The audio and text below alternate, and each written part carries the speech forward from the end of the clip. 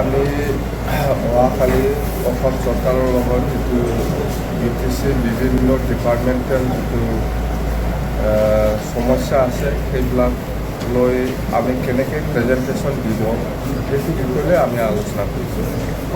যে আমাৰ transport department হিচাপে PWD হওক বা যিকোনো ডিপাৰ্টমেণ্ট বা এগ্ৰিকালচাৰ হওক বা এডুকেশ্যন হওক আমি PTC চলোৱাৰ ক্ষেত্ৰত এইবিলাক ডিপাৰ্টমেণ্টৰ কি লেবছ আছে বা পাবলগীয়া আছে সেইবিলাক বিষয়ে আমি আলোচনা কৰিছোঁ অহাকালি দিছপুৰত 4টা বজাত আমাৰ PTC গভৰ্ণমেণ্ট অসম চৰকাৰৰ লগত একেলগে আমাৰ ৰিভিউ মিটিং হ'ব সেইটো বিষয়ে আমি আলোচনা কৰিছোঁ গতিকে খুব ভাল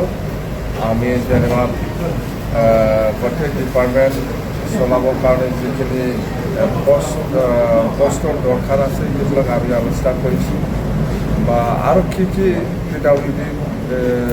ডিপাৰ্টমেণ্ট হিচাপে কি ডিভিজনৰ প্ৰয়োজন আছে PNRD হিচাপে কি প্ৰব্লেম আছে এইবিলাক গোটেই 39 ডিপাৰ্টমেণ্টটো চলোৱাৰ ক্ষেত্ৰত কি প্ৰব্লেম আছে সেইটো গোটেই বিষয়ে আমি আলোচনা কৰিছোঁ আৰু অহাকালি আমাৰ দিছপুৰত আমাৰ মিটিং হ'ব এই সময়ত আমি ভালকৈ প্ৰেজেণ্টেশ্যন দিম সেইখিনি কথা লৈ আমি আলোচনা কৰিছোঁ বেলেগ একো নাই চেমচাৰটো থাকিব আমি যিমানটো জানো চেমচাৰ থাকিব চিফ ছেক্ৰেটাৰী থাকিব আৰু ডিপাৰ্টমেণ্টেল অফিচাৰসকলে থাকিব চবে আৰু আমাৰ PTCৰ পৰাও প্ৰিন্সিপাল ছেক্ৰেটাৰী ফাইনান্স বা গোটেই আমাৰ যিখিনি ডিপাৰ্টমেণ্টেল অফিচাৰ প্ৰয়োজন আছে চবেই থাকিব আৰু আমাৰ MLA সকল থাকিব আৰু আমাৰ EM সকলেও যাব সব নাযাব আমি 10-12জনমান যাম সেইটো কথা বহুত পোষ্ট খালী আছে 4 গ্ৰেড 5 গ্ৰেডটো আমি বুজাকে দিব কিন্তু বেলেগ কথা কিন্তু গেজেটেড কিছুমান ডিপাৰ্টমেণ্ট চলাবৰ কাৰণে